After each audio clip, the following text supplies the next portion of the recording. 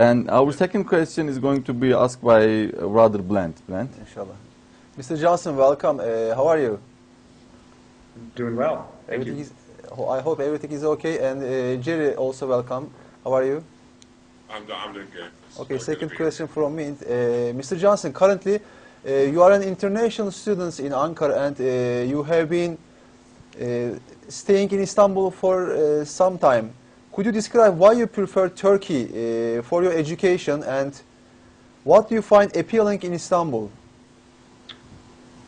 Well, I spent most of my life, almost my entire life in the United States, not far from where I was born in Maryland, a little town called Millersville. Recently, I was living in D.C. I have traveled a few places, but for very brief periods of time.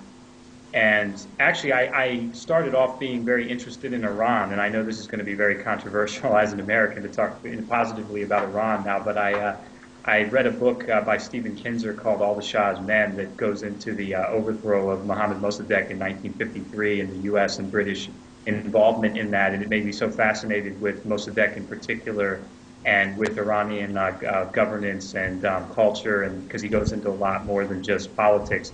And I realized that there was no way I could study in Iran. There weren't English language programs, and it just wouldn't be probably possible.